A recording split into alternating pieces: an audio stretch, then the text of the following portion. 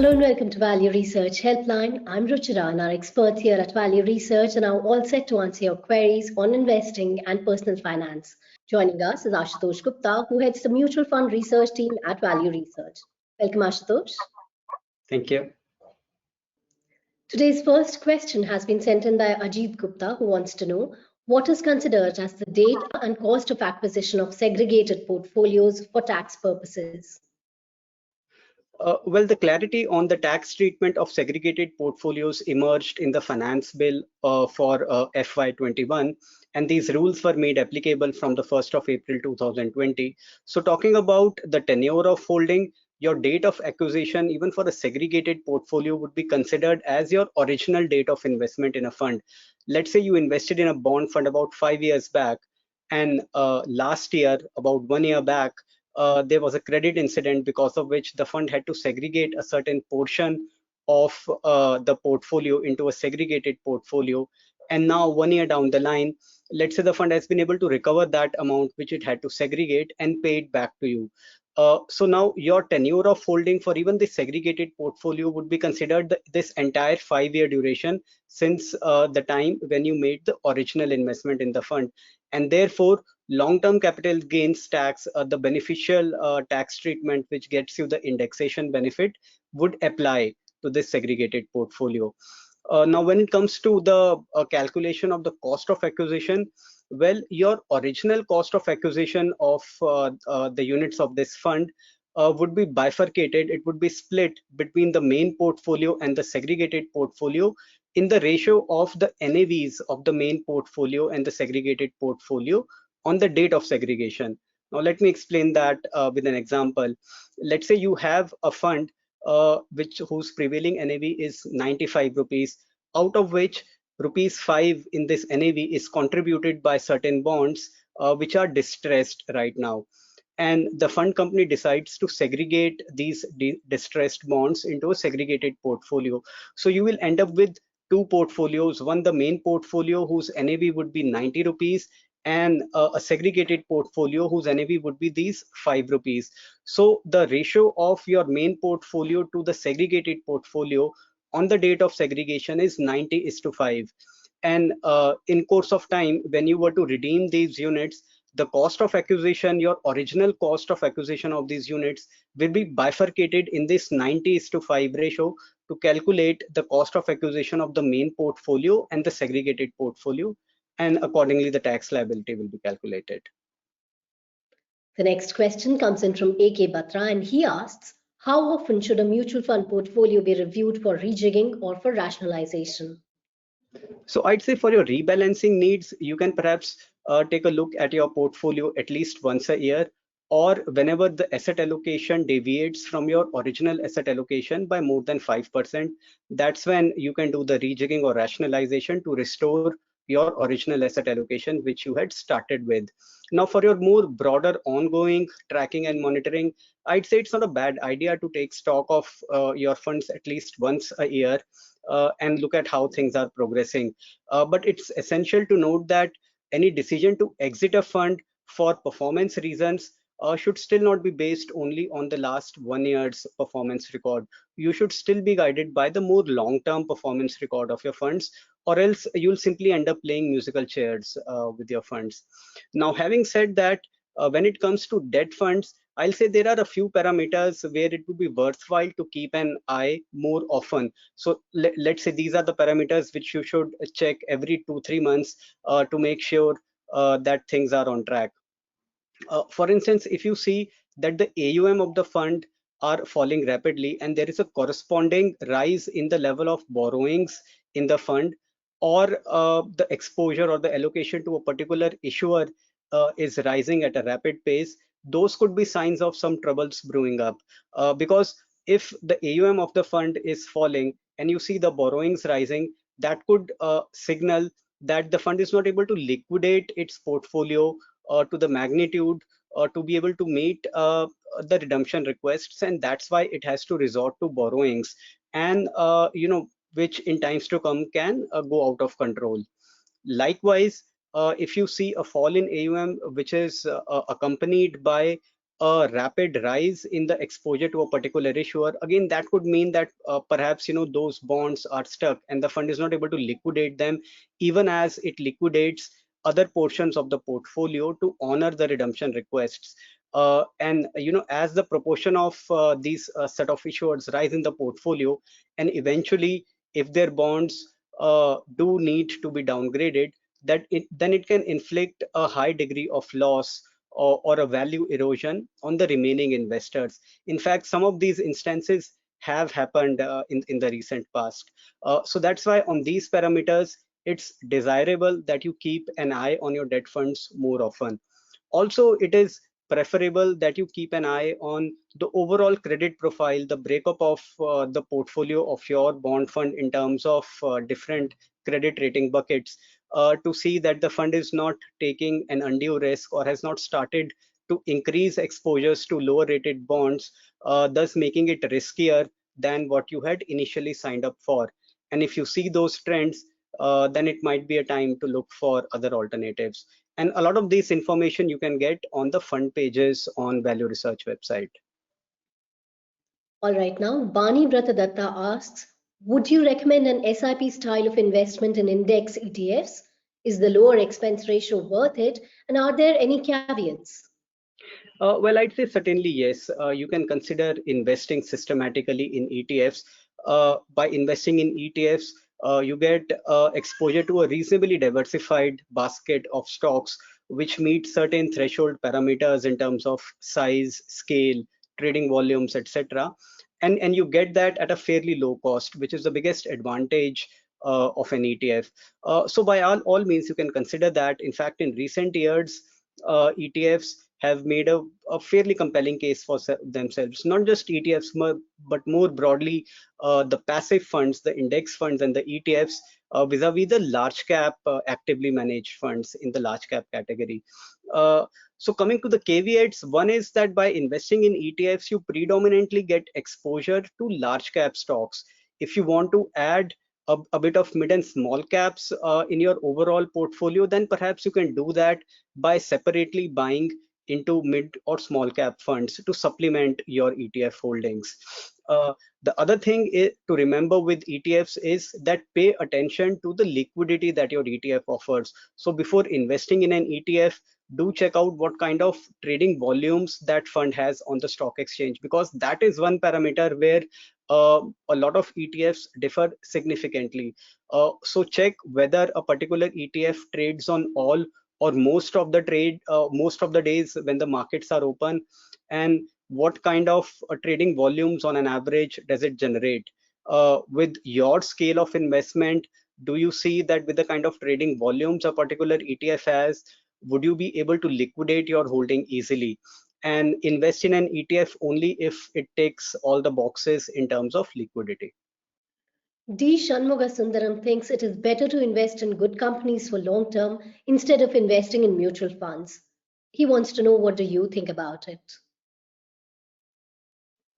Well, as we often say, as I've said in the past, that there are certain variables which are critical for you to consider investing directly in stocks. One is that you should have a little more time by your side, because direct stock investing is a more hands-on way of investing. You need to keep a track of stocks, you need to monitor them. And by monitoring, I don't mean day-to-day tracking or minute-by-minute tracking of the stock prices, but generally to be aware of how the businesses of those companies are doing, and are there any adverse developments which are unfolding which can severely impact the long-term prospects of these companies. So you need a little more time commitment.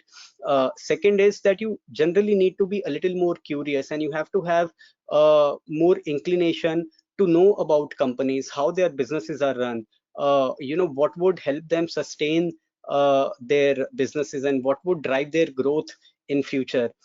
You should simply not blindly follow a list of recommendations given to you by someone, but you should make an attempt to develop your own convictions in a particular company before you commit your money to it.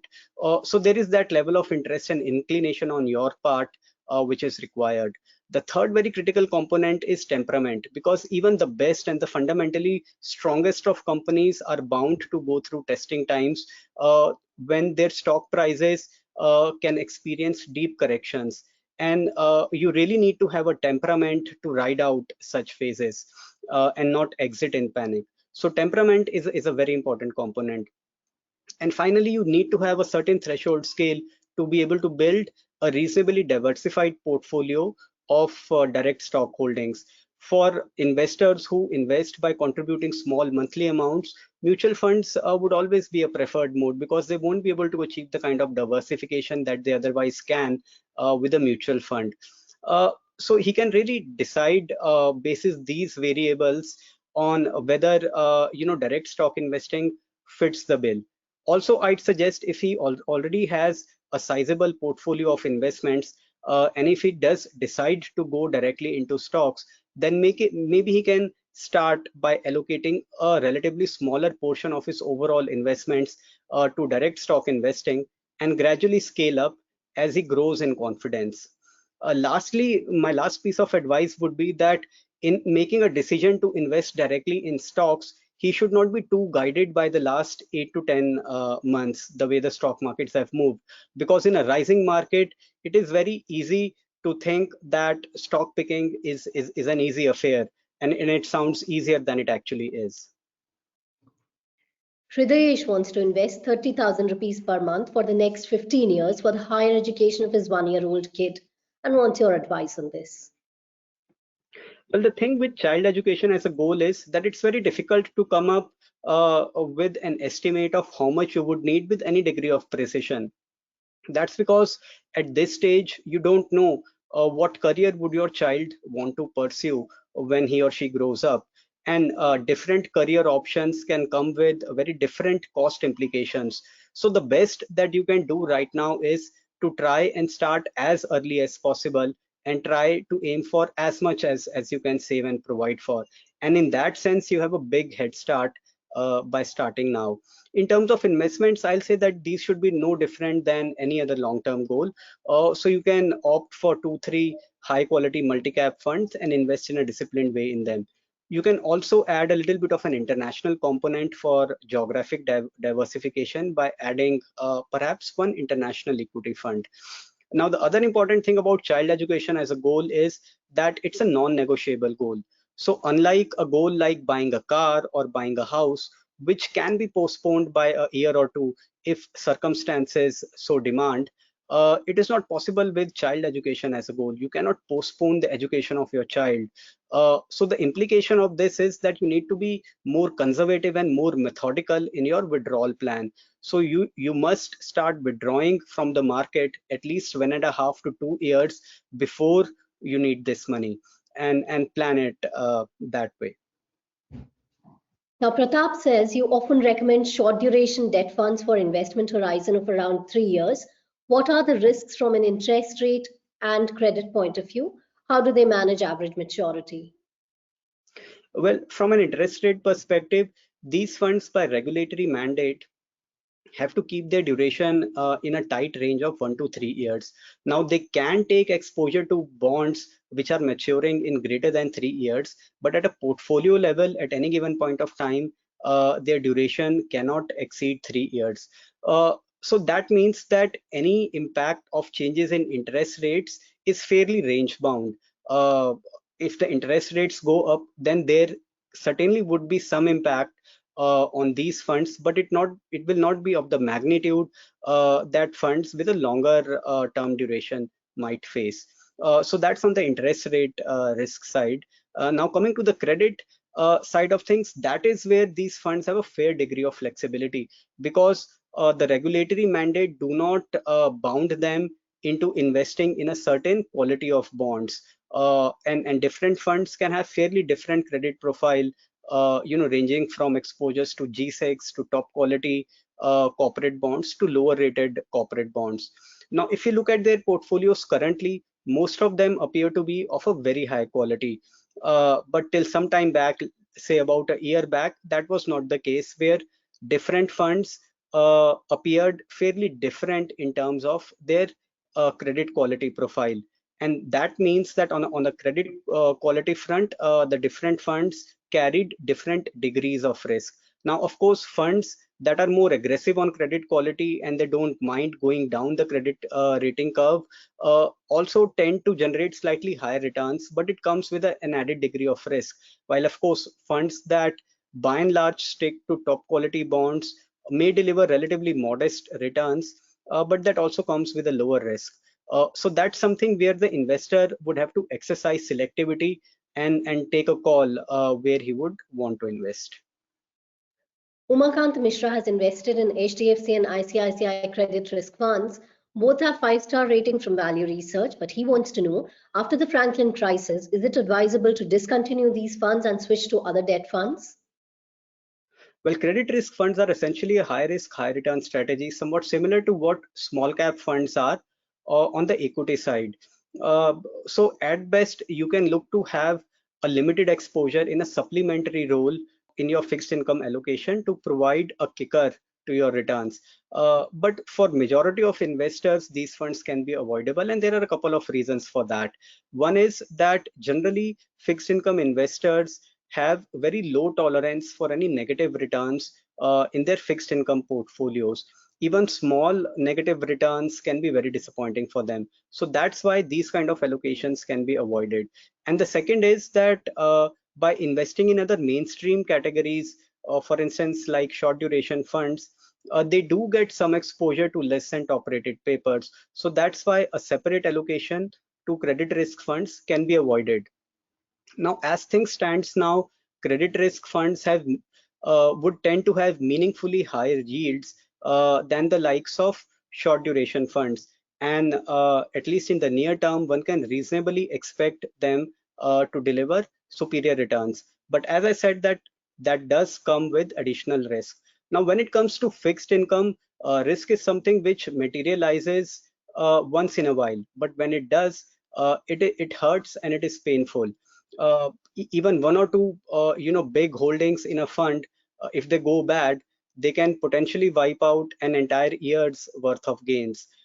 And bigger issues happen when, because of a certain degree of default on downgrade, if a majority of investors start redeeming their money from the fund and the fund is not able to create enough liquidity to honor those redemptions, that can lead to a bigger crisis. So these are some potential risks that one has to be knowledgeable about, and one should factor in while deciding to invest in a credit risk fund.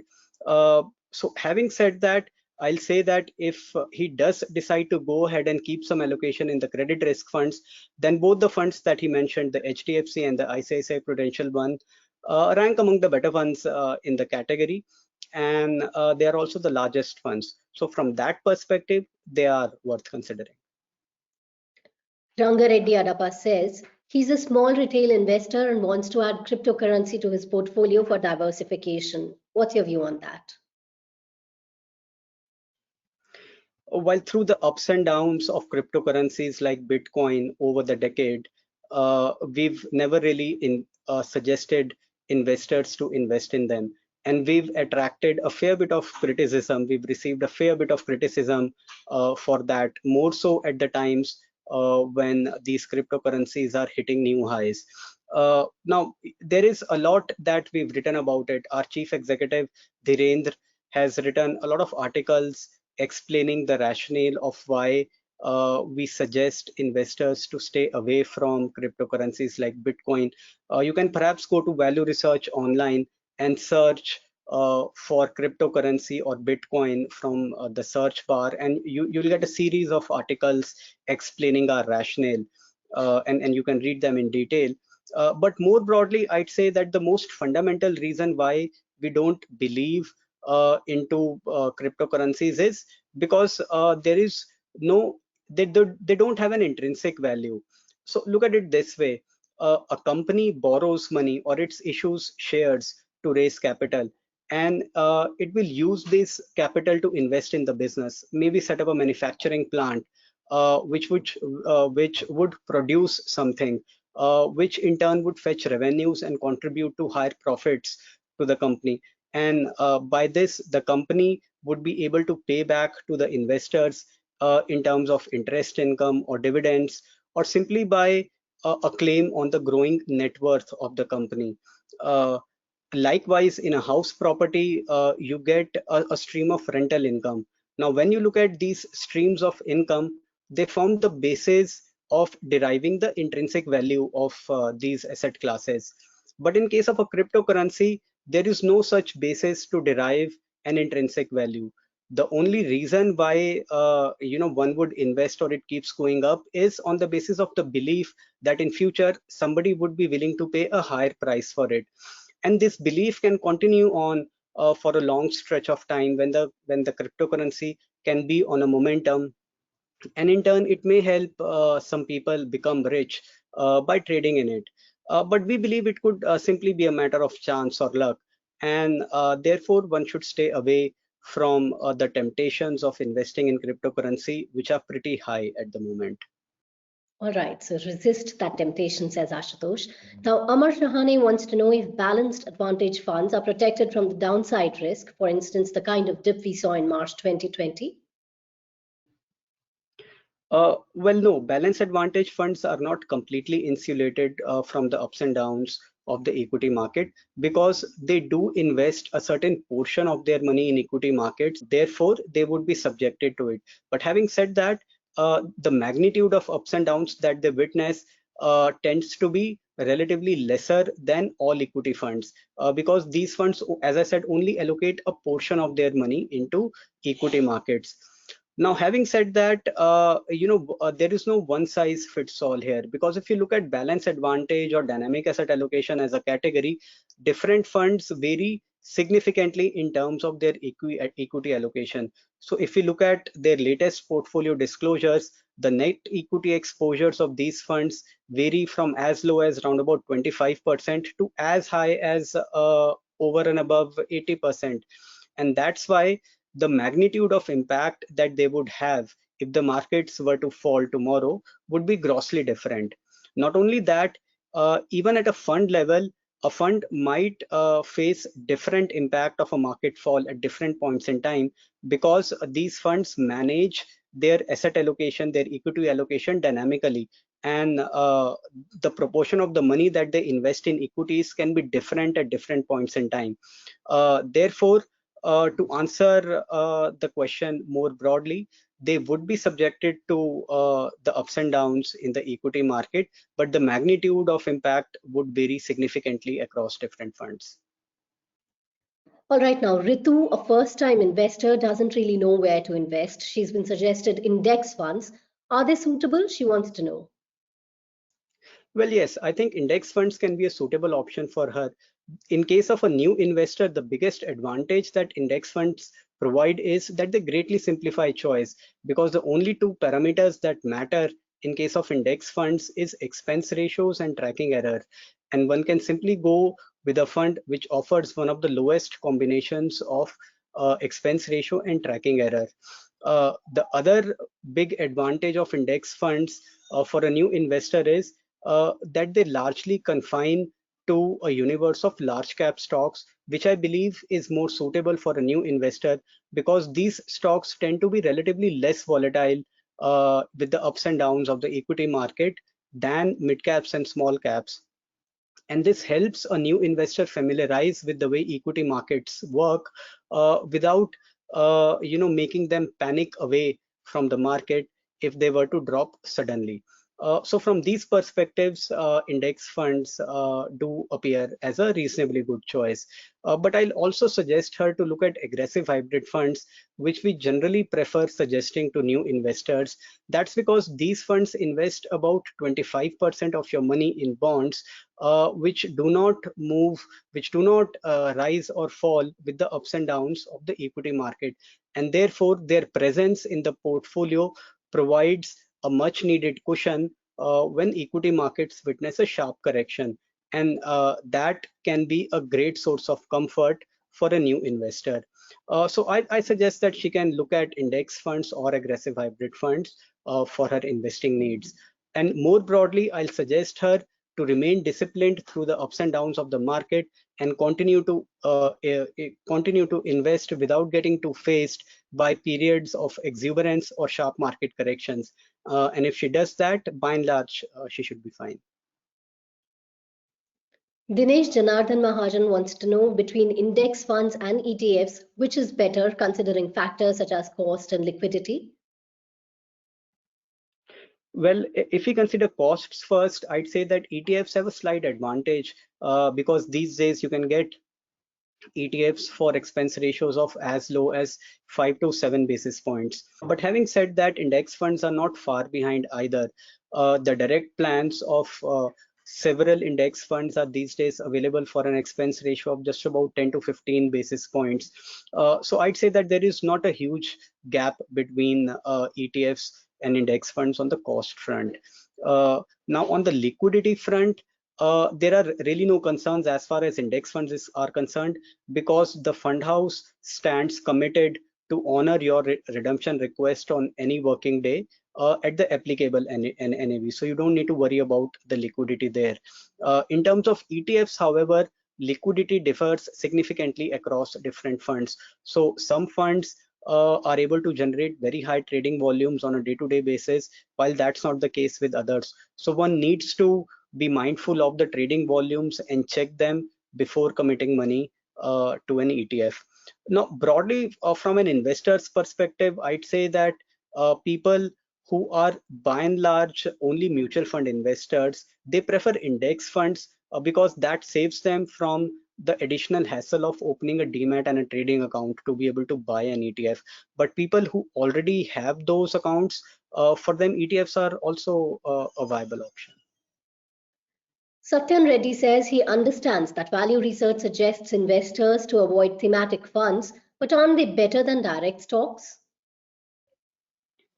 Well, he's right that we generally suggest that thematic funds are avoidable for most investors.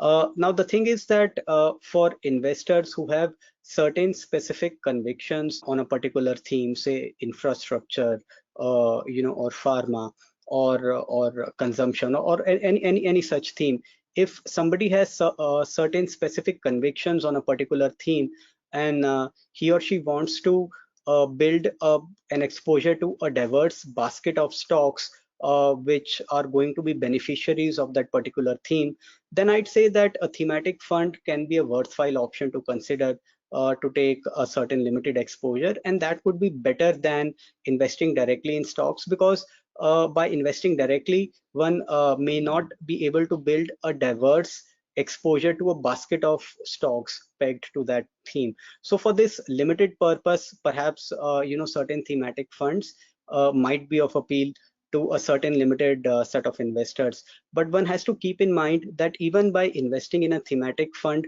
one may need to take a more of a tactical approach and think about the right time to exit when one believes that the theme has played out and the companies pegged to that theme are starting to have pretty rich valuations.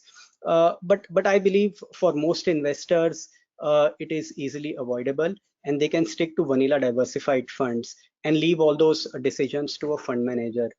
Also, keep in mind that the more exotic a fund gets, with a certain twist to the investing story, costs tend to rise because things may not be very competitive in those niches. So you end up paying more in terms of expense ratios, while the promise in terms of superior performance may be unproven. So for a vast majority of investors, I'd say sticking to vanilla diversified funds can be a better alternative. Now, Murugavel N has sent the next query. He has 10 lakh rupees parked in liquid funds for any emergency needs, and he says this will continue to remain invested till a need arises. But is it safe to move about 50% of this to money market funds? A small dip in value over a few days should be acceptable, he says.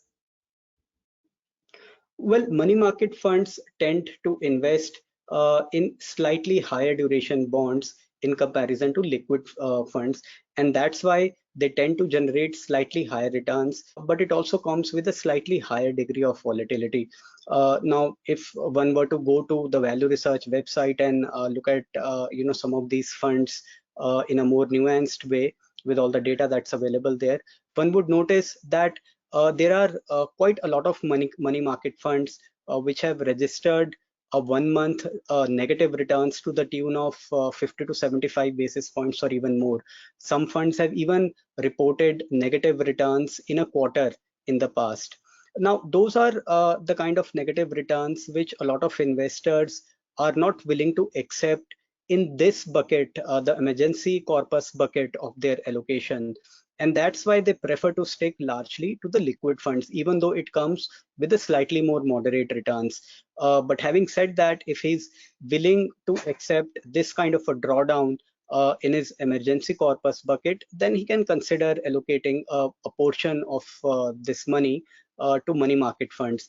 I mean, as things stand now, with the kind of wafer thin yields that liquid funds are offering, money market funds can generate slightly better returns than them. But as I just explained, it comes with a slightly higher degree of volatility, which he'll have to live with. Today's last question has been sent in by KP Shashikala, who bought the units of ICICI Prudential Blue Chip Fund last year. She wants to know, if she sells it now, what will be the exit load? Well, if the entire of her investment has completed 1 year tenure from the time of her investment, then there would not be any exit load that she'll have to pay on this investment. But remember, if this was a staggered investment, let's say this money was invested through an SIP over the last 1 year, then the amount which has not yet completed 1 year from their respective dates of investment, on that an exit load of 1% would be applicable. Now, more broadly about exit load, it can often be a source of confusion for a lot of investors because people often what is often available at different places is the exit load structure which is currently in force on a particular fund. But a lot of investors do not realize that the exit load that will be applicable on their investments would be the one that was in force at the time when they made the investment. In fact, there have been instances when a particular investor redeemed his investments from a fund thinking that there would not be any exit load implication, only to find out later that a certain portion of his money was deducted as an exit load at the time of making the redemption. So it is advisable that you be sure about exit load applicability if that worries you a lot. And there are 2-3 ways to check that. One is that you can get in touch with the customer service department of the fund house in question and check on the exit load applicability on your investment before you file a redemption application. The second is that I understand that you can also download your exit load statement from the website of CAMS. And finally, for the subscribers of Value Research Premium account, they get all the details of the exit load applicability on their investments from the My Investments tool, so they can make use of it. All right, then, with that, it's a wrap on this episode of Helpline. Thank you, Ashutosh. Thank you. Thank you to all our viewers. You can go to VR Helpline on Value Research online and send us the questions that are stopping you from investing today. Our team will answer them in the upcoming Q&A session. Bye for now.